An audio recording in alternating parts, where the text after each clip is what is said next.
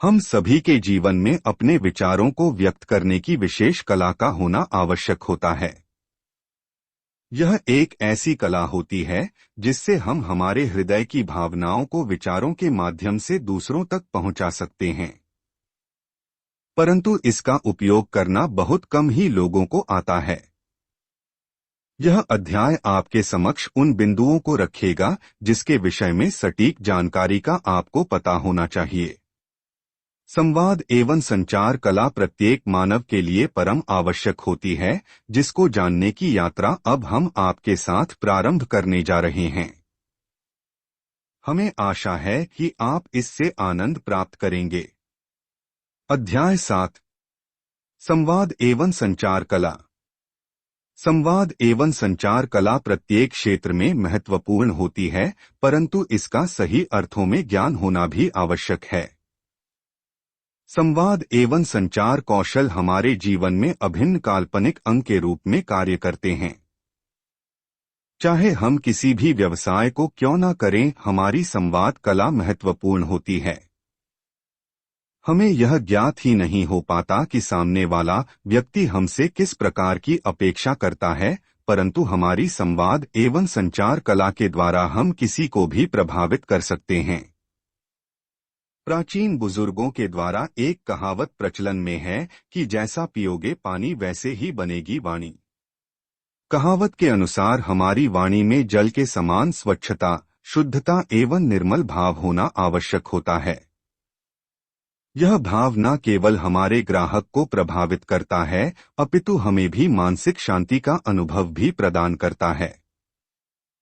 ऐसी वाणी बोलिए मन का आपा खोए, औरन को शीतल लगे आँखों शीतल होए। इस पवित्र भाव रूपी दोहे को जब भी ध्यान पूर्वक पढ़ा जाए तो यह सीधे तौर पर हमारी संवाद एवं संचार कला की ओर संकेत करता है। हम अपने जीवन में चाहे जिस भी क्षेत्र में कार्य क्यों न करें, हमारा उद्देश्य हमारे समक्ष खड़े व्यक्ति को स्पष्ट प्रतीत होना चाहिए। नेटवर्क मार्केटिंग के उद्योग में हमें अपने संवाद एवं संचार कला को विशेष तौर पर शुद्ध एवं स्पष्ट रखना आवश्यक होता है। अधिकांश लोगों के साथ एक बहुत बड़ी समस्या होती है कि वे अपने ग्राहक को संतुष्ट नहीं कर पाते हैं। जब वह बाजार की ओर अपने व्यवसाय के लिए भ्रमण करना प्रारंभ करते हैं, तो वह अपने ग्राहक को उसकी आवश्यकताओं के अनुसार वस्तुएं बेच नहीं पाते हैं। ऐसी स्थिति में ग्राहक के भीतर एक नकारात्मक भाव प्रकट होना प्रारंभ हो जाता है। जब कुछ ग्राहकों से वह अपना संवाद जारी रखते हैं और उन्हें वहां से निराशा प्राप्त होती है, तो वह व्यवसाय को ही दोषी मानना प्रारंभ कर देते हैं। हमारा यह अध्याय आपको इस विशेष बिंदु पर विस्तृत जानकारी प्रदान करने का प्रयास करेगा ताकि आप अपने किसी भी कार्य को सरलतापूर्वक सफलता की ओर लेकर जा सकें। पिछले अध्याय में आपने प्रत्यक्ष बिक्री एवं एमएलएम के विषय में संक्षेप में जानकारी प्राप्त की थी। जब आप प्रत्यक्ष बिक्री व्यवसाय को समझ लेते हैं तो उसके उपरांत आपको अपने ग्राहकों को ही इस व्यवसाय से जोड़ने का विशेष कार्य करने के लिए प्रेरित किया जाता है, जिसे एमएलएम के नाम से संज्ञा प्राप्त है। एम व्यवसाय के अंदर हमें उस विशिष्ट कला को सीखना होता है जिसके द्वारा हम अपने समय को गुणा करते हुए बढ़ा सकते हैं। क्योंकि प्रत्यक्ष बिक्री में हम स्वयं को ही एक विक्रेता के रूप में प्रस्तुत कर चुके होते हैं और कई ग्राहकों को सेवाएं प्रदान कर रहे होते हैं, तो हमें इस बात का अनुमान होता है कि किस ग्राहक की आवश्यकता क्या हो सकती है। एमएलएम व्यवसाय का प्रारंभिक उद्देश्य आपको अपने जैसे विक्रेता निर्मित करना होता है। बाजार में किसी भी वस्तु को बेचने की कला प्रत्येक व्यक्ति में नहीं होती है, परंतु प्रत्येक व्यक्ति इसे विकसित कर सकता है। इस कला को विकसित करना ही मूल रूप से संवाद एवं संचार कला के अंतर्गत आता है। अपने 25 वर्षों के अनुभव के अनुसार प्राप्त सूचनाओं को हमने कई प्रकार से तराशने का प्रयास किया। भारत एक लंबे समय से संवाद एवं संचार कला से वंचित ही रहा है। जिसके पीछे का मुख्य कारण हमारे देश की गिरती शैक्षिक व्यवस्था एवं बाजारीकरण है। जिस प्रकार प्रत्येक बीज को भूमि में यदि गाड़ा जाए तो वह विकसित होने का भरपूर प्रयास करता है। यह इस बात पर भी निर्भर करता है कि प्राप्त भूमि उस बीज के साथ किस प्रकार का संवाद रखती है। संवाद के रूप में भूमि की नमी और उर्वरक क्षमता उपयोग में ली जाती है। यदि भूमि में उर्वरक क्षमता अधिक है परंतु नमी की मात्रा कम है, ऐसी स्थिति में बीज को अंकुरित होने में कठिनाई होगी। वहीं दूसरी ओर यदि नमी पर्याप्त मात्रा में है परंतु भूमि की उर्वरक क्षमता सामान्य से बहुत कम है तो बीज के अंकुरित होने के उपरांत भी वह अपना श्रेष्ठ प्रदर्शन नहीं कर पाएगा। ठीक इसी प्रकार जब हम प्रत्यक्ष बिक्री व्यापार रूपी विचार को अन्य लोगों तक पहुंचाने का प्रयास करते हैं, उस व्यक्ति के भीतर भी सर्वप्रथम इस बात की जांच करने आवश्यक होती है। यदि हमारे ग्राहक में यह कला उपलब्ध नहीं होती है और वह हमारे साथ प्रत्यक्ष बिक्री व्यापार से जुड़ जाता है तो वह कभी भी इसमें सफल नहीं हो पाएगा। हमारे प्रत्यक्ष बिक्री व्यापार में सफल लोगों की सूची उसे अपनी ओर आकर्षित करेगी, जिसके प्रभाव में आकर वह आपके साथ व्यापार से जुड़ तो अवश्य जाएगा परंतु कोई विशेष कार्य नहीं कर पाएगा। ऐसी स्थिति में कई प्रकार की संभावनाएं प्रकट हो सकती हैं। प्राथमिक अवस्था में वह आपके साथ कुछ कदम चलने के उपरांत यात्रा से बाहर हो जाएगा। वह इस बात को स्वीकार कर लेगा कि यह व्यापार उसकी क्षमताओं से परे है। वह अपने भाव को उसी प्रकार उपयोग में लेकर चलेगा जैसा इस व्यापार से जुड़ने से पूर्व था। आपके संबंध उसके साथ खराब नहीं होंगे, परंतु यहाँ पर भी दो बातें जो उसके व्यवसाय से जुड़ने से पूर्व आपके समक्ष आई होंगी महत्वपूर्ण भूमिका निभाएंगी। पहला, आपके प्रेरित करने के उपरांत उसने इस व्यवसाय से जुड़ने का निर्णय लिया एवं दूसरा, आपकी कार्यशैली से प्रेरित होकर उसने स्वयं को इस व्यवसाय से जोड़ने का निर्णय लिया। अधिकांश लोग किसी भी व्यवसाय से जुड़ने से पूर्व प्राथमिक श्रेणी में होते हैं।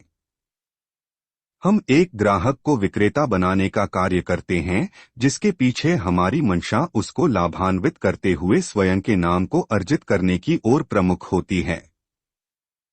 यही वह स्थिति होती है जो अधिकांश लोगों के मस्तिष्क में प्रत्यक्ष बिक्री के व्यापार को नकारात्मक छवि की ओर अग्रसर कर देती है। बाजार में सभी लोग प्रारंभिक स्तर पर प्रत्यक्ष बिक्री से जुड़े होते हैं परंतु उन्हें इस बात का स्पष्ट ज्ञान नहीं होता है। हमने इस विषय पर चर्चा अपने पिछले अध्याय में भी की थी। हम यह सभी जानते हैं कि प्रत्येक वस्तु प्रत्येक व्यक्ति को बेचना अथवा प्रत्येक व्यक्ति से खरीदना संभव नहीं है। भले ही हम इस व्यापार को सही अर्थों में नहीं जानते हैं परंतु हम सभी यह व्यापार प्रतिदिन करते हैं। बहुत कम ऐसे लोग होते हैं जो स्वेच्छा से इस व्यापार को एक व्यवसाय के रूप में चुनते हैं और सफल होने के लिए श्रेष्ठ प्रयास भी करते हैं। प्रशिक्षण की कमी होने के कारण चाहे व्यक्ति जिस भी श्रेणी का क्यों ना हो, एक स्तर प्राप्त करने के उपरांत उसकी आय सीमित हो जाती है। अर्थात वह जिस धनराशि को प्राप्त कर रहा होता है उसके आगे नहीं बढ़ पाता। परंतु 100 में से केवल 5% लोग ही एक अच्छी धनराशि अर्जित करने में सफल होते हैं। 10% अत्यधिक परिश्रम के उपरांत कुछ धनराशि अर्जित कर पाते हैं और 85% कभी भी स्वयं को इस व्यवसाय से सही अर्थों में जोड़ ही नहीं पाते हैं। प्रत्यक्ष बिक्री बिना प्रशिक्षण के प्रारंभ करना अथवा प्रारंभ करने के उपरांत प्रशिक्षण न लेना सदैव एक घाटे का सौदा होता है। जब व्यक्ति अपने परिश्रम के उपरांत इस व्यवसाय में सफल नहीं हो पाता है तो या तो वह इस व्यवसाय को सदा के लिए छोड़ देता है अथवा झूठ का सहारा लेकर लाभ कमाने की चेष्टा करता है। दोनों ही स्थितियों में इस व्यवसाय को अत्यधिक हानि होती है। सामान्य तौर पर किसी भी व्यवसाय में जुड़ना महत्वपूर्ण नहीं होता अपितु प्रशिक्षण लेते हुए उसकी गहराइयों को समझना आवश्यक होता है। प्रत्येक व्यवसाय विकल्प प्रारंभ में एक विचार ही होता है जो हमारे उपलब्ध अनुभव और उज्ज्वल भविष्य को लेकर प्रकट होता है। परंतु जब इसे धरातल पर उतारने का प्रयास किया जाता है तो प्रारंभिक अवधि में ही यह कुछ लड़खड़ा सा जाता है। चाहे जितने भी श्रेष्ठ कर्म क्यों न किए जाएं, परंतु प्रारंभ में समस्या उत्पन्न होती ही है, जिसका मूल कारण प्राप्ति की ओर हमारे ध्यान का आकर्षण होता है। जब हम व्यवसाय को प्रारंभ करते हैं तो हम एक लाभ को ध्यान में रखते हुए अपने कदम आगे बढ़ाते हैं। हमारे और उस लाभ के मध्य में एक समय आधारित मार्ग होता है। समय संसार में एकमात्र निष्पक्ष एवं पारदर्शी तत्व होता है जो हमें प्रशिक्षण के साथ साथ परीक्षाओं से भी जोड़ता है। छोटी छोटी परीक्षाएं सभी के साथ आती है क्योंकि विचार को भूमि में स्थापित होने में एक समय अवधि लगती है। प्रारंभिक 90 दिन का ठहराव बीजारोपण के समान होता है जो किसान अपने खेत में करता है। इन 90 दिनों में प्रत्येक दिन को बहुत अधिक चतुराई के साथ व्यतीत करना होता है और प्रत्येक स्थिति एवं परिस्थिति को अत्यंत गंभीरता से ध्यान में रखना होता है। धीरे धीरे हमारी बुद्धि में विचार के प्रति ठहराव आना प्रारंभ हो जाता है। अब वह विचार एक स्वरूप में अपनी ओर आकर्षित कर रहा होता है। हमें केवल प्रशिक्षण पर ध्यान देते हुए भविष्य की योजनाओं को सही अर्थों में कार्यान्वित करना होता है जो हमसे धैर्य की मांग करता है। परंतु इतना धैर्य अधिकांश लोगों के पास नहीं होता है और वह शीघ्रता से अपने उत्साह को खोना प्रारंभ कर देते हैं। एक बात हम सभी को समझनी चाहिए कि जिस प्रकार प्रकृति समय अनुसार ही हमें अपनी सेवाएं प्रदान करती है, ठीक उसी प्रकार किसी भी कार्य से प्राप्ति भी हमसे समय मांगती है। हमें केवल धैर्य रखना होता है। एक सरल से उदाहरण से इसे समझा जा सकता है। यदि किसी को अभियंता बनना होता है तो उसे सर्वप्रथम अपने विद्यालय की 12 वर्षों की यात्रा को तय करना पड़ता है। उसके उपरांत उसे एक प्रतियोगिता में सम्मिलित होकर एक श्रेष्ठ संस्थान में प्रवेश प्राप्त करना होता है, जिसमें उसे 4 वर्षों की तकनीकी यात्रा को करना होता है, जिसके उपरांत उसे अभियंता की उपाधि से लाभान्वित किया जाता है। ठीक इसी प्रकार यदि किसी को चिकित्सक बनना होता है तो उसे अपने विद्यालय के 12 वर्षों की यात्रा के उपरांत एक प्रतियोगिता में प्रवेश कर अच्छा स्थान प्राप्त करना होता है। इसके उपरांत अभियंता अथवा चिकित्सक के पाठ्यक्रम का गहन चिंतन करना पड़ता है। हम अपने भविष्य के लिए चाहें जिस भी क्षेत्र का चयन क्यों न कि हमें एक लंबी यात्रा को तय करना ही पड़ता है।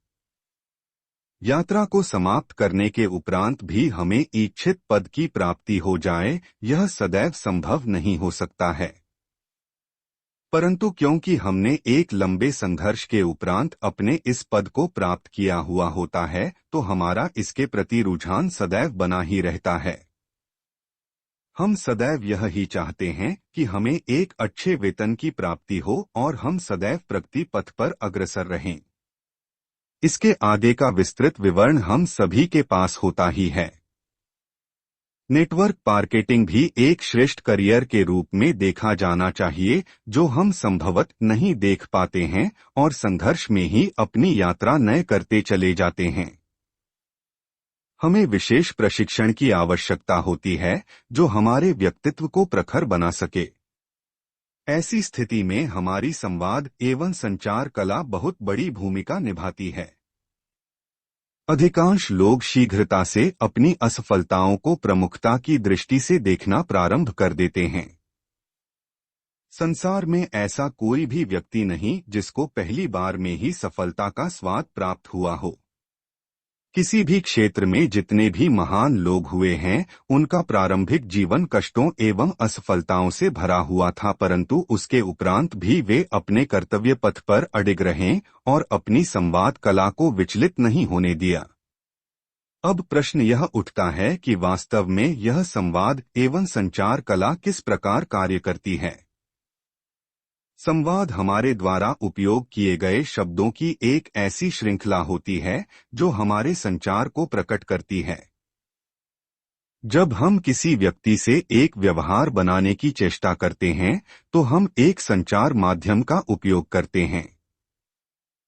हमारा संवाद अथवा विचार एक भाव युक्त होता है, जिसे 100% उस व्यक्ति तक पहुंचना होता है जिसके लिए इसका सृजन हुआ है।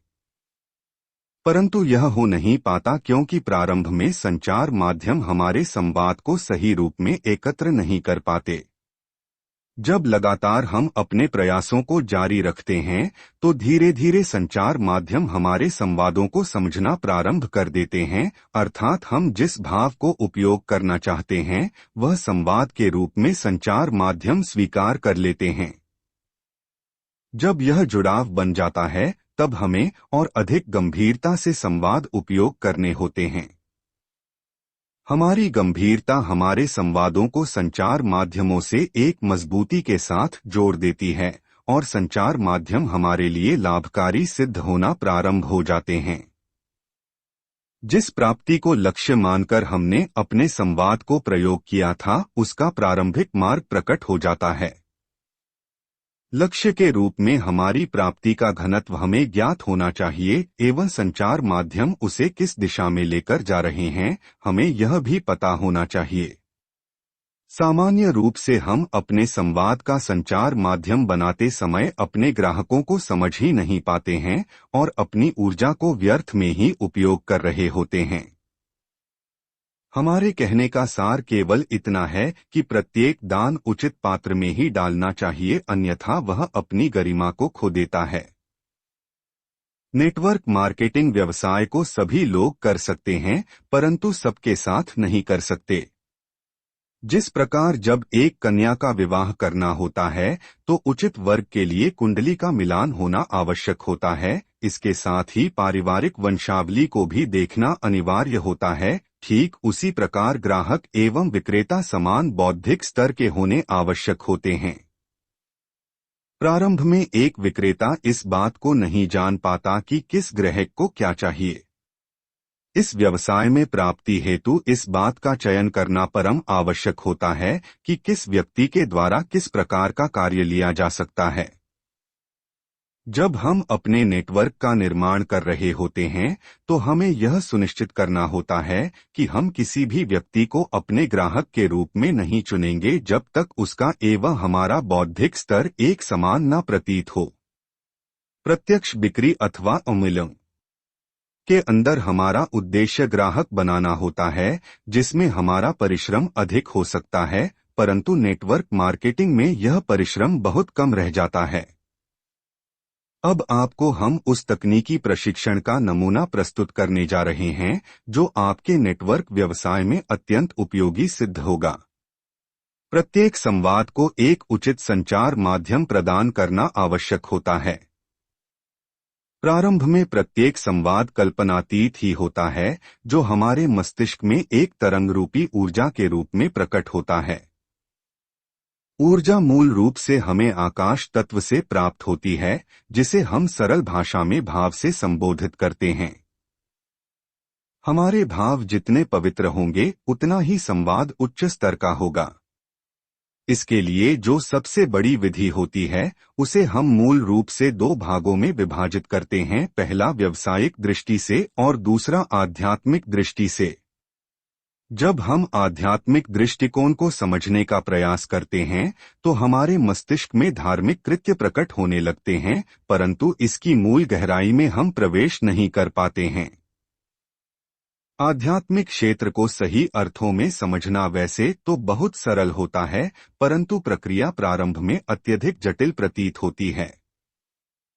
आध्यात्मिक संसार इतना विशाल है जिसे हम भौतिक दृष्टिकोण से कभी भी समझ नहीं पाएंगे, परंतु इस विषय पर एक विशेष पुस्तक लिखी जा रही है जिसका शीर्षक आध्यात्मिक संसार द स्पिरिचुअल वर्ल्ड है। यह पुस्तक आपको अध्यात्म की वास्तविकता से परिचय कराने का एक माध्यम बनेगी। सामान्य शब्दों में हम अपने जीवन को दो दिशाओं में विभाजित करते हैं, पहला भौतिकवादी और दूसरा आध्यात्मिक। भौतिकवादी दृष्टिकोण ही मूल रूप से यथार्थवादी दिशा होती है। मानव किसी भी कार्य को प्रारंभ में एक भौतिकवादी सोच के अनुसार ही प्रारंभ करता है। जब उसे प्रारंभिक स्तर पर प्राप्ति नहीं मिलती है तो एक मिथ्यावादी सोच अथवा झूठ को उपयोग करते हुए व्यापार को आगे बढ़ाने का प्रयत्न करता है। उसे ऐसा करने पर अल्पकालीन सफलता अवश्य प्राप्त होती है, किंतु एक लंबे समय के उपरांत वह स्वयं को असफल ही अनुभव करता है। अधिकांश लोग भौतिकवादी मानसिकता को ही उपयोग करते हुए स्वयं का श्रेष्ठ प्रदर्शन करने का प्रयास करते हैं। इस दृष्टिकोण को नैतिकता से यदि भर दिया जाए और प्रारंभिक स्तर पर प्रशिक्षण भी प्राप्त किया जाए तो एक अच्छी सफलता प्राप्त की जा सकती है। प्रशिक्षण के बिना किसी भी व्यवसाय को एक अच्छे स्तर पर लेकर जाना एक जटिल क्रिया होती है। संवाद एवं संचार माध्यम का सही उपयोग करने के लिए आध्यात्मिक दृष्टिकोण को समझना अत्यंत आवश्यक होता है। अब हम आपको प्रशिक्षण के वह 4 स्तंभ बताएंगे जो प्रारंभ में ही सीखने की आवश्यक होती है। सर्वप्रथम हमें इस बात का ज्ञान होना आवश्यक है कि हम जिस व्यवसाय को करने जा रहे हैं उसका कितना ज्ञान हमारे पास उपलब्ध है। प्रारंभ में यदि हमें संक्षिप्त ज्ञान भी उपलब्ध होता है तो वह भी हमारे लिए उपयोगी सिद्ध होता है।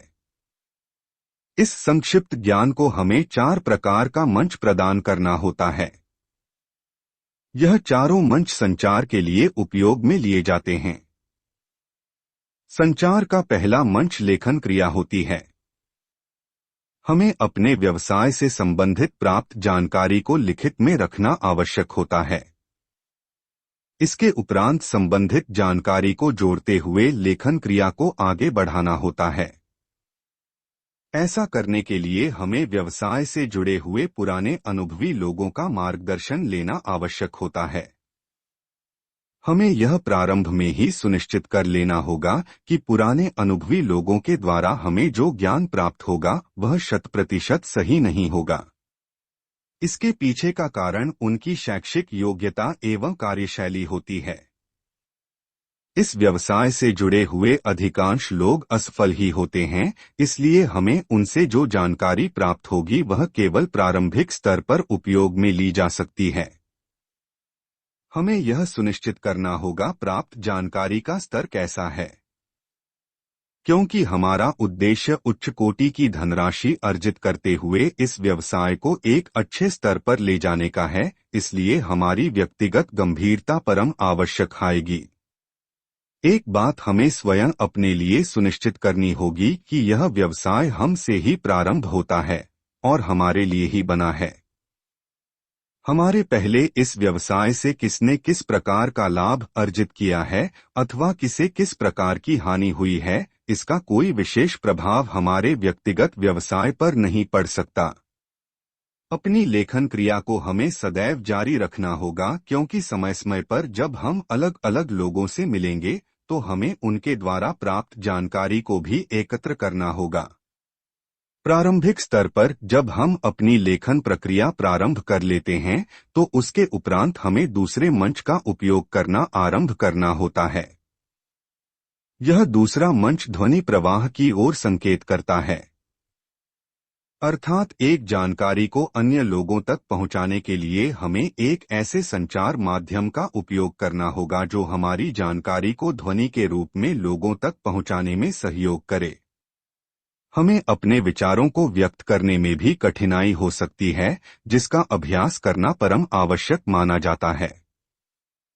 एक सामान्य व्यक्ति अपने प्राचीन अनुभव के अनुसार ही किसी भी कार्य को करने का प्रयास करता है, परंतु ऐसा सदैव संभव नहीं होता कि इस नए व्यवसाय में उसका पुराना अनुभव प्रारंभ में उपयोगी सिद्ध हो। नेटवर्क मार्केटिंग के उद्योग में सारा खेल संवाद कला का ही होता है। ऐसे में यदि संचार व्यवस्था का उचित उपयोग करना हम सीख जाते हैं तो हमारे लिए यह अत्यंत उपयोगी सिद्ध होता है।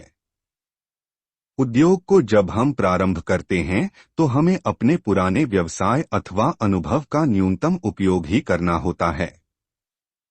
बाहरी स्तर पर यह व्यवसाय जिस प्रकार का प्रकट होता है, भीतरी दुनिया में यह बिल्कुल अलग है। ऐसा नहीं है कि हमारा प्राचीन अनुभव उपयोग में नहीं आ सकता, परंतु जब हम समाज के मध्य अपनी प्रस्तुति करना प्रारंभ करते हैं, तो समाज में हमारी एक पारदर्शी छवि प्रकट होनी चाहिए। आप शैक्षिक स्तर पर चाहे जितने भी योग्य क्यों ना हो, आपको इसके लिए एक अलग प्रशिक्षण लेना अनिवार्य होता है। दूसरी ओर आप चाहे किसी भी पद पर कार्य क्यों ना कर रहे हों, आपको उसका लाभ प्रारंभ में नहीं लेना है। यदि आप इन दोनों बिंदुओं को उपयोग में लेकर नहीं आते हैं, तो आपको अल्पकालीन प्रगति मिलने की पूर्ण संभावना होती है, परंतु कुछ ही समय अंतराल के उपरांत आपका व्यवसाय बाधित होना प्रारंभ हो जाएगा। होता यह है कि जब हम अपने व्यवसाय को प्रारंभ करते हैं और एक दल का निर्माण करते हैं, तो प्रत्येक व्यक्ति को हमें वही प्रशिक्षण देना होता है जैसा हम करते हैं। आपका अनुभव अथवा पद प्रत्येक व्यक्ति का होना संभव नहीं है, परंतु प्रत्येक व्यक्ति एक अच्छा व्यवसाय करने में कुशलता रख सकता है। यदि हम अपने प्रभाव से उसे अपने व्यवसाय से जोड़ भी लेते हैं, तो वह कुछ समय तक तो हमसे प्रभावित अवश्य रहेगा, किंतु धीरे धीरे हमारे ऊपर निर्भर भी हो जाएगा। वह अपने व्यापार को आगे बढ़ाने के लिए सदैव आपका सहयोग मांगता रहेगा। एक लंबे समय तक इस प्रकार से सभी को सहयोग कर पाना आपके लिए संभव नहीं होगा। अपने अनुभव के अनुसार आप उसे जागृत करने का अथक प्रयास करेंगे, परंतु धीरे धीरे वह आपसे दूरियां बनाना प्रारंभ कर देगा। आपकी प्रतिष्ठा भी समाज के समक्ष धूमिल होने लगेगी और आप भी व्यवसाय को छोड़ ही देंगे। अधिकांश लोग इसके प्रत्यक्ष उदाहरण के रूप में हमें मिल सकते हैं। इसका एक और कारण यह भी होता है कि हर नए कार्य के लिए एक अलग भूमि का निर्माण करना आवश्यक होता है, क्योंकि वह शुद्ध एवं स्वच्छ भाव से हमारा स्वागत करती है। हम यह जानते हैं कि जिस भूमि को हम एक लंबे समय तक उपयोग कर रहे होते हैं, वह अपनी उर्वरक क्षमता खो चुकी होती है। ऐसी स्थिति में हमें कुछ समय के लिए एक नई भूमि पर निर्माण कार्य करना लाभकारी सिद्ध होता है। नई भूमि के निर्मित हो जाने के उपरांत हम पुरानी भूमि पर भी पुनः कार्य कर सकते हैं, क्योंकि एक समय अवधि के उपरांत प्रत्येक भूमि अपनी उपजाऊ क्षमता जागृत कर लेती है। इस व्यवसाय को यदि सटीक नियमों के साथ किया जाता है, यह एक उच्च कोटि की जीवन शैली प्रदान करने का आश्वासन दे सकता है। अधिकांश लोग एमएलएम और नेटवर्क मार्केटिंग को एक ही मान लेते हैं, यह भी एक बहुत बड़ा कारण असफलता का सिद्ध होता है। प्रत्यक्ष बिक्री का दूसरा चरण एमएलएम कहा जा सकता है, परंतु यह बिल्कुल अलग तरीके से कार्य करता है। इसकी सबसे बड़ी कमी समान कार्य को लगातार प्रत्येक ग्राहक के साथ करना होता है, क्योंकि हमारी बिक्री के आधार पर ही संबंधित संस्थान हमें लाभान्वित करता है। परंतु नेटवर्क मार्केटिंग में ऐसा नहीं होता है। नेटवर्क मार्केटिंग में भी प्रत्यक्ष बिक्री का उपयोग किया जाता है, परंतु एक न्यूनतम स्तर पर।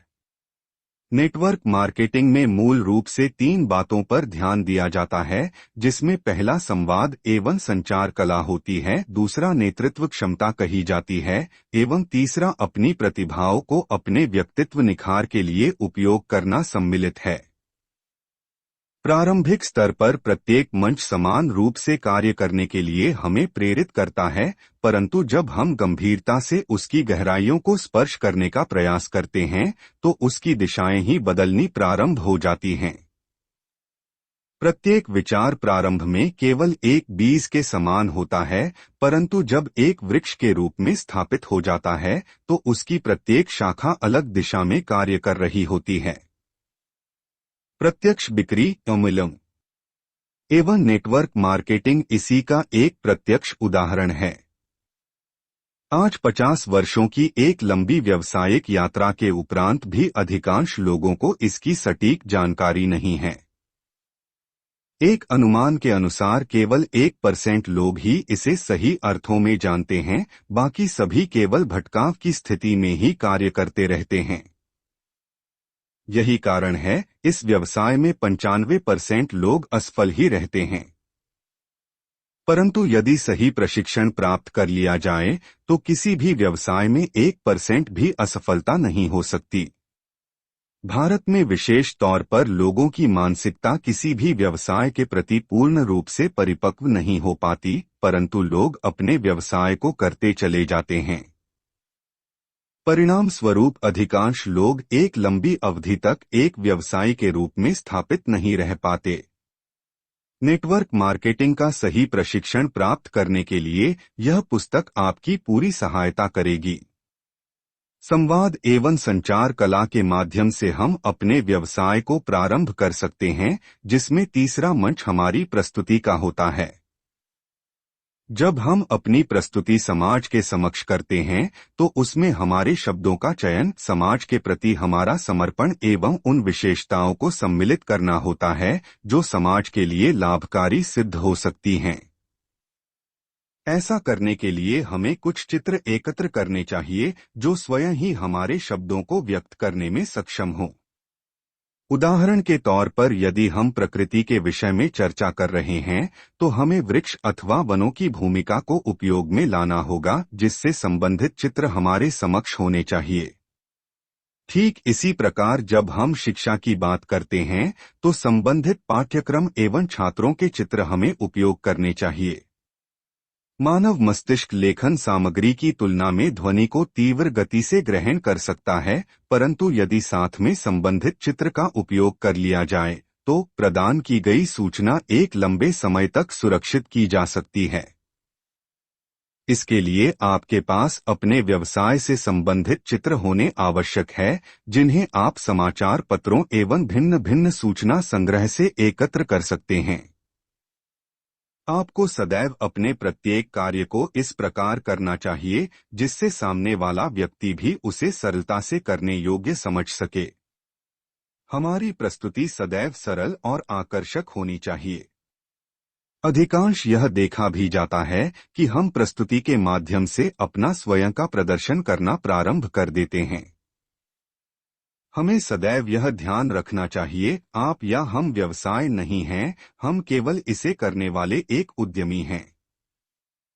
नेटवर्क मार्केटिंग व्यवसाय में सदैव सरल भाव का उपयोग करना आवश्यक होता है।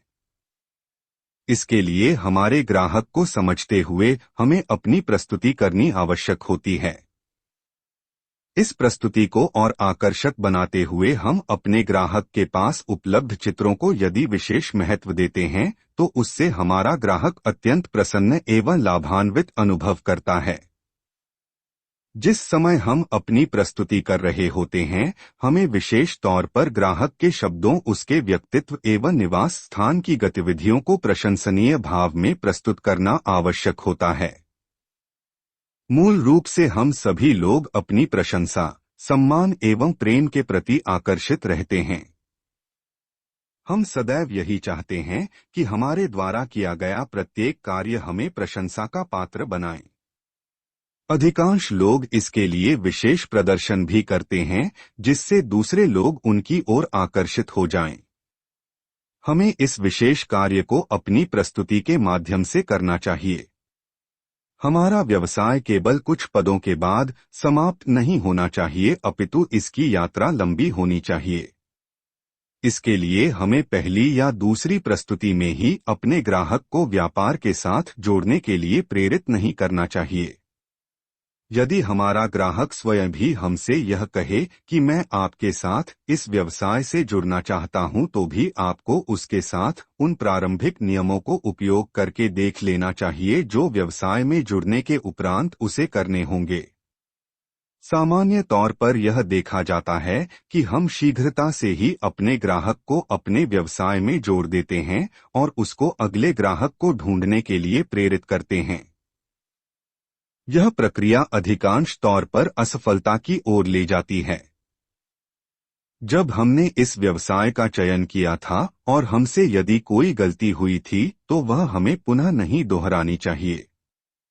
हमारे अगले अध्याय में हम आपको उस विशेष बिंदु से अवगत कराएंगे जिसे हम आर्थिक रीति से देखते हैं।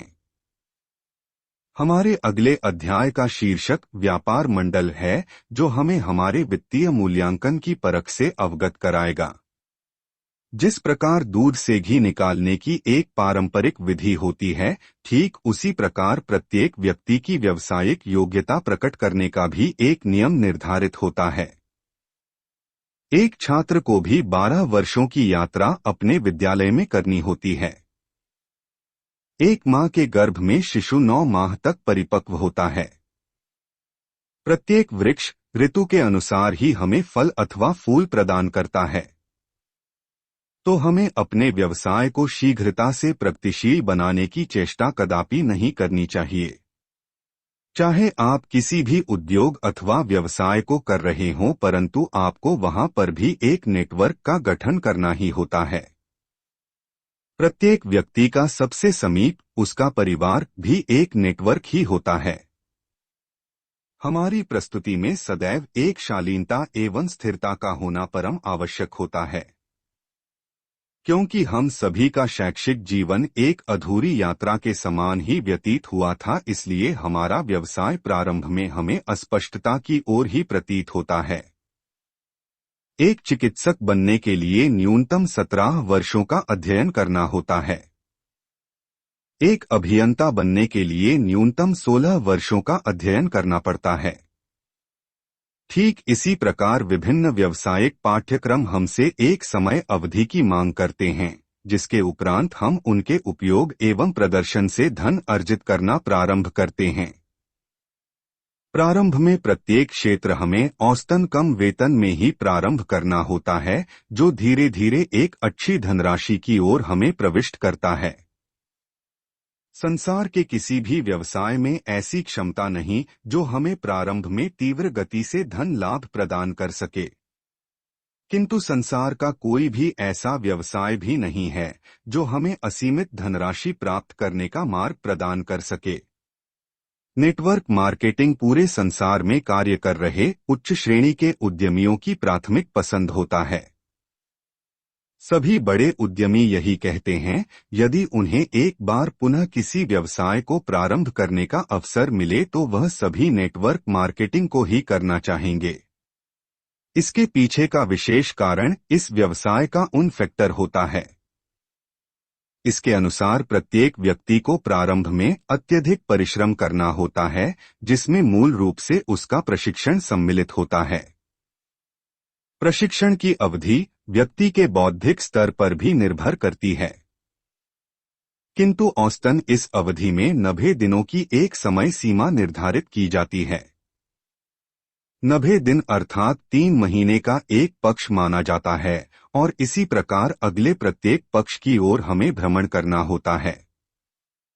एक नए व्यवसायी को प्रारंभिक 90 दिनों में अपने श्रेष्ठ प्रदर्शन के द्वारा प्रशिक्षित होना अनिवार्य होता है। उसे अपना 100% ध्यान उस समय पर, जिसे उसने इस व्यवसाय के लिए निर्धारित किया हुआ होता है, इस व्यवसाय में प्रशिक्षित होने के लिए उपयोग करना होता है। दूसरे पक्ष में प्रवेश करते समय उसे अपनी मानसिकता को जांच करने की आवश्यकता होती है। उसे यह जानना होता है कि क्या वह इस व्यवसाय की प्रारंभिक सभी बातों को जान चुका है।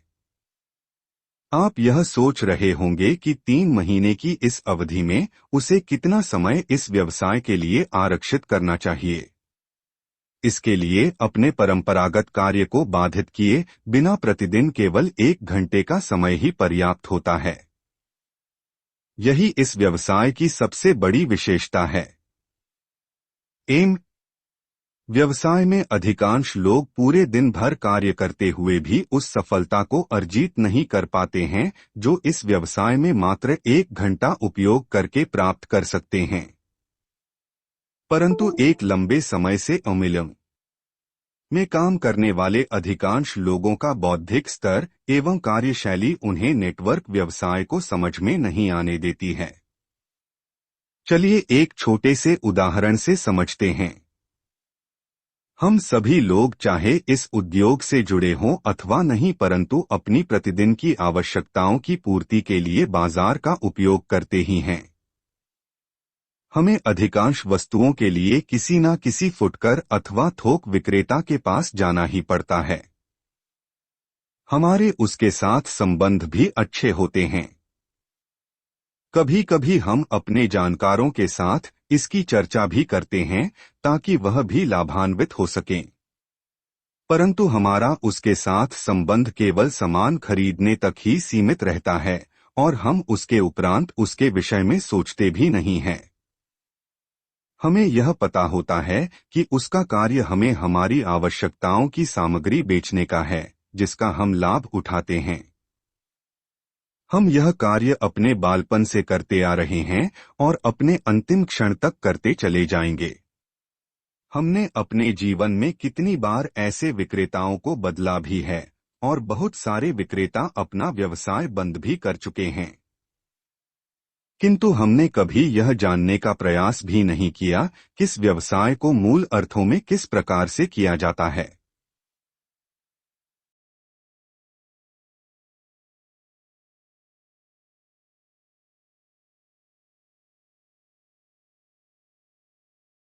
अब यदि हमसे कोई फुटकर विक्रेता यह कहे कि हम उसके लिए अपने परिचित लोगों में प्रचार करें जिससे उसके ग्राहकों की संख्या बढ़े, तो हम भाईचारे के नाते इस कार्य को भी कर लेते हैं, परंतु अपनी दिनचर्या का हिस्सा नहीं बनाते हैं। कुछ फुटकर व्यापारियों ने अपनी एक योजना के माध्यम से अपना कुछ लाभ प्रतिशत अपने ग्राहकों के साथ बांटना प्रारंभ कर दिया था, साथ ही में घर तक पहुंचाने के लिए निशुल्क सेवा को भी रखा था। इसका भरपूर लाभ अधिकांश ग्राहकों ने उठाया और आज भी उठा रहे हैं। समान प्रक्रिया को यदि हम उद्योग के रूप में देखने का प्रयत्न करें तो प्रारंभ में हमें अटपटा अवश्य लगेगा, किंतु धीरे धीरे हमें इसकी आदत पड़ सकती है। मानव का स्वभाव मूल रूप से प्राप्ति की ओर ही रहता है, परंतु प्रकृति का स्वभाव इसके विपरीत है। प्रकृति सदैव देने का ही कार्य करती है, परंतु वह हमसे केवल हमारा भाव ही मांगती है। क्योंकि मानव प्रकृति से सदैव लाभ अर्जित करता हुआ आया है, वह हर स्थिति में यही सोचता है। हमारा शिक्षा का स्तर भी हमें व्यापारिक सोच प्रदान करने में सक्षम नहीं है। इसलिए हम बाजार को सही अर्थों में उपयोग में लेकर नहीं आ पाते। नेटवर्क मार्केटिंग व्यवसाय हम सदा से करते आ रहे हैं, परंतु हमारी सोच विकसित न होने के कारण हमने इसका लाभ कभी भी नहीं उठाया है। इन्हीं सब बातों में संचार का चौथा चरण कार्य करता है। यह चौथा चरण हमारी प्रस्तुति को चलचित्र के रूप में उपयोग करता है। जब हम अपने विषय में लोगों से चर्चा करते हैं तो प्राथमिक चरण में हमें प्रस्तुति ही करनी होती है, जिसके उपरांत हम अपने जीवन के उद्देश्य को साझा करते हैं। जिस प्रकार एक गीत यदि वाद्य यंत्रों के साथ प्रस्तुत किया जाए एवं साथ में कलाकार अपनी प्रस्तुति भी करे तो वह गीत न केवल आनंद प्रदान करता है अपितु एक लंबे समय तक हमारी स्मृति में भी रहता है। ठीक इसी प्रकार जब हम अपनी प्रस्तुति चलचित्र के माध्यम से करते हैं तो श्रोतागण न केवल आनंद अनुभव करते हैं अपितु उनका ज्ञान वर्धन भी होता है। संचार की यह विधि कई प्रकार से की जाती है, जिसके द्वारा हम अधिक से अधिक लोगों को अपने सूचना संग्रह से लाभान्वित कर सकें। नेटवर्क मार्केटिंग व्यवसाय में संवाद एवं संचार कला को प्राथमिक स्थान दिया जाता है। यही एक ऐसी कला होती है जो हमें हमारे समाज के मध्य एक अलग छवि प्रदान करती है। इस कला में प्रारंभ में कोई भी पारंगत नहीं हो सकता, परंतु यदि इसकी पहली विधि पर विशेष ध्यान दिया जाए तो अभ्यास करते करते कोई भी व्यक्ति इस कला से लाभ उठा सकता है। वास्तव में हमारा मस्तिष्क अपनी सूचनाओं को ग्रहण करने की क्षमता आयु के बढ़ने के साथ साथ खोता चला जाता है। अपने बालपन में जिस तीव्र गति से हम शैक्षिक सूचनाओं को एकत्र कर सकते हैं, वह युवावस्था के उपरांत प्राप्त करने में हमें कठिनाई हो सकती है। किंतु एक सरल विधि के द्वारा हम अपनी बुद्धि को पुनः जागृत कर सकते हैं। हमारी लेखन विधि इसमें श्रेष्ठतम भूमिका निभाती है। हमें एक सादे पृष्ठ पर कलम के द्वारा उन सूचनाओं को लिखना प्रारंभ करना होता है जिनको हम विचारों के रूप में देखते हैं।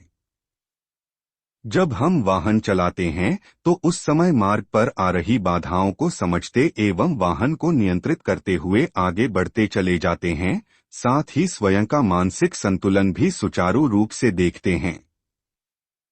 ठीक उसी प्रकार हमारा बुद्धि बल भी उपयोग करने की अवधि में हमें सूचनाएं प्रदान करता चला जाता है। प्राप्त सूचनाओं को हम अधिक समय तक अपनी स्मृति में नहीं रख पाते हैं, इसके लिए हमें उन्हें लिखना आवश्यक होता है। हमारे मस्तिष्क में हमारे लिए प्रकृति ने सूचनाओं का एक विशेष संग्रह का निर्मित किया हुआ होता है। उसे प्राप्त करने के लिए हमें अपने बौद्धिक बल को सदैव जागृत अवस्था में रखना आवश्यक होता है। हमारी शिक्षा ग्रहण करने की अवधि विशेष तौर पर इसी दिशा की ओर संकेत करती है। हम यदि अपने बुजुर्गों की ओर ध्यान दें तो हमें कुछ ऐसे बुजुर्ग भी दिखेंगे जिन्होंने विद्यालय की ओर कभी ध्यान ही नहीं दिया था एवं वह शिक्षा से वंचित ही रहे। परंतु इसके उपरांत भी सामाजिक दृष्टि से उनका बौद्धिक बल सामान्य जनमानस से अच्छा प्रकट होता है। उनके बौद्धिक बल का उपयोग उनके द्वारा सदैव किया जाता है। उदाहरण के तौर पर भारत में अधिकांश किसान विद्यालय की शिक्षा से वंचित ही रहते हैं, परंतु व्यापारिक दृष्टिकोण से वह बहुत प्रखर होते हैं। शिक्षा का वास्तविक स्तर हमारे बौद्धिक बल खोलने युक्त होना चाहिए। किंतु यदि किसी कारणवश हम इससे वंचित रह जाते हैं तो हमें इस विधि का उपयोग करना लाभकारी सिद्ध होता है। यदि हम विचारों को लिखने में सफल नहीं हो पाते हैं तो यह हमारे स्मृति कक्ष में उस समय तक भ्रमण करते रहते हैं जब तक इन्हें निष्क्रिय नहीं किया जाता। विचारों को निष्क्रिय करने की कला एक सामान्य व्यक्ति में नहीं होती, परिणाम विचार उसको जीवन जीने में बाधाएं उत्पन्न करने लगते हैं। यह विषय मनोचिकित्सा से संबंधित है, इसलिए इस पर आगे हम चर्चा नहीं करेंगे। किंतु हमें इस बात का ज्ञान होना आवश्यक है कि हमारा बौद्धिक बल हमारे लिखने के अभ्यास से खुलना प्रारंभ हो जाता है। हमें अपनी लेखन विधि के द्वारा जितना अधिक से अधिक हो सके सूचनाओं को लिखकर एक पृष्ठ पर उतार लेना आवश्यक होता है। जब हम सूचनाओं को एकत्र कर लेते हैं तो अगला चरण उनमें से मुख्य बिंदुओं को चिन्हित करना होता है। हमें अधिकांश यह सिखाया जाता है कि शारीरिक बल से ही हम अधिक बड़ा कार्य कर सकते हैं, परंतु यदि मानसिक बल उच्च श्रेणी का नहीं होता है तो शारीरिक बल भी अधिक समय तक स्थिर नहीं रह पाता। हमारे मानसिक बल में क्षमता जितनी अधिक होगी उतना शारीरिक बल हमें कम उपयोग करना होगा। जी, यह एक सत्य वचन है। हम हमारे मन के द्वारा अपनी प्रत्येक क्रिया को नियंत्रित कर सकते हैं। जिस प्रकार बड़े से बड़ा वाहन भी नियंत्रित किया जा सकता है, ठीक उसी प्रकार हम अपने मानसिक बल के द्वारा बड़े बड़े कार्यों को सरलता से दिशा दे सकते हैं। हमें अपने लेखन संग्रह से उन विशेष बिंदुओं को छांटना होगा जिनको देखकर हम अपने संबंधित लेखन का अनुमान लगा सके। यह क्रिया अत्यंत गंभीरता से करने योग्य होती है। इन सभी मुख्य बिंदुओं को हमें एक अलग सूची में लिखना आवश्यक होता है।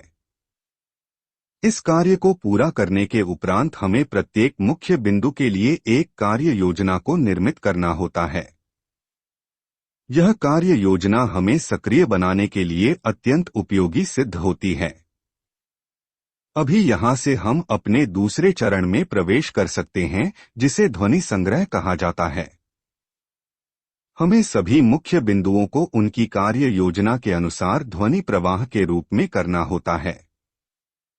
अर्थात हमें सभी मुख्य बिंदुओं को उनकी कार्य योजना के साथ वॉइस रिकॉर्डिंग के रूप में संचित करना होता है। समय समय पर हमें इसे सुनना आवश्यक होता है, जिससे यह हमारे लिए कंठस्थ हो जाए। हम अपने नेटवर्क व्यवसाय के प्रारंभिक दिनों में केवल इन्हीं बिंदुओं पर विशेष ध्यान देते हैं, जिससे हम अपने व्यक्तिगत स्तर पर आश्वस्त हो जाएं। इसके उपरांत जब हम समाज में इस व्यवसाय को लोगों तक पहुंचाने के लिए सोचते हैं, तो हमें रिकॉर्ड किए गए ध्वनि प्रवाह का उपयोग चित्रों के माध्यम से करना अच्छे परिणाम की ओर प्रेरित करता है। हमारी प्रस्तुति जितनी अधिक स्पष्ट होती है, उतना ही समाज में हमारे व्यवसाय के प्रति लोगों का आकर्षण उत्पन्न होता है। जब कुछ लोग हमारे व्यवसाय की ओर आकर्षित होते हैं, तो हमें इस बात की जांच करनी होती है कि उनका आकर्षण किस स्तर का है।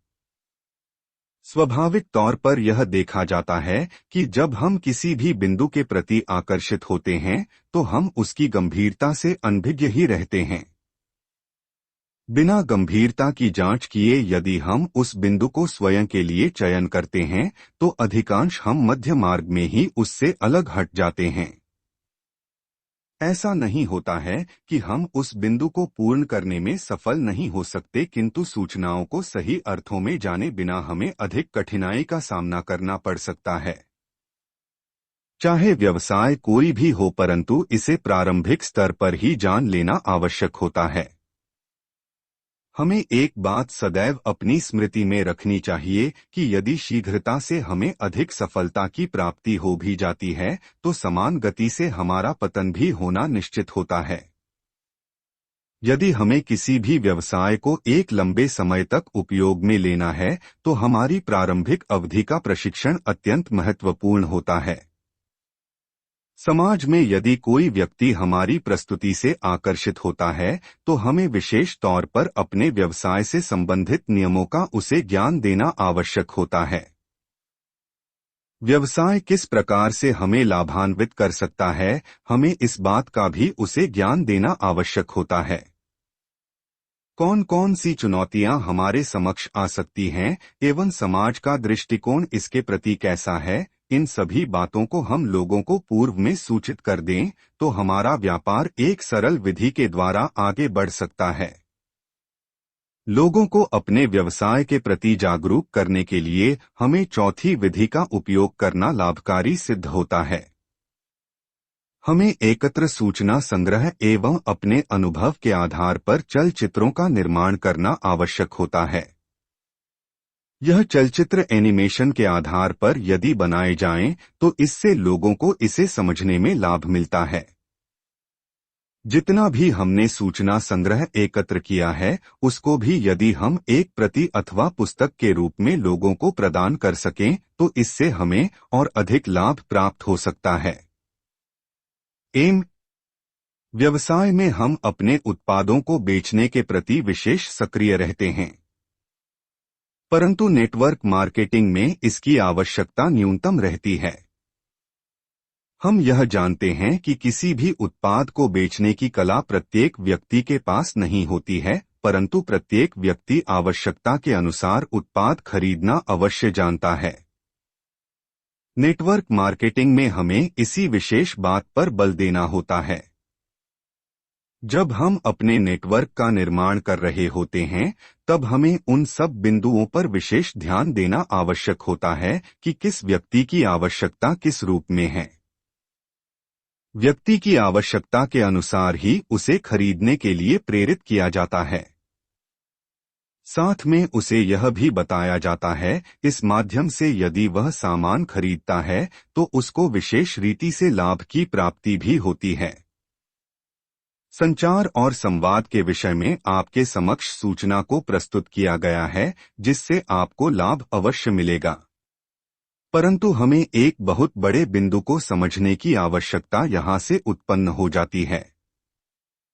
हमारा व्यावसायिक समाज किस प्रकार से कार्य करता है एवं कितनी सरलता से हमारा उपयोग कर लेता है, इसकी चर्चा हम संक्षेप में अगले अध्याय में करेंगे। आपने इस अध्याय को अंत तक सुना, इसके लिए आपका हृदय से आभार।